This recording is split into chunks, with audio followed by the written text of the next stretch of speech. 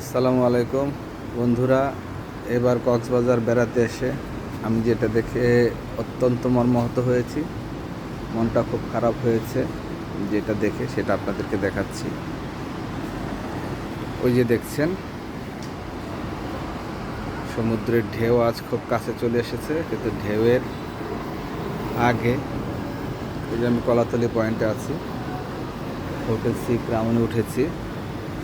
এখানে এত সুন্দর একটা জায়গা কক্সবাজার, যেখানে পৃথিবীর মানুষ বেড়াতে আসলে বাংলাদেশে কক্সবাজারে আসে। সে কক্সবাজারে কলাতলি পয়েন্টে দেখেন, বিচের পাশে এই হচ্ছে ময়লার বাগান।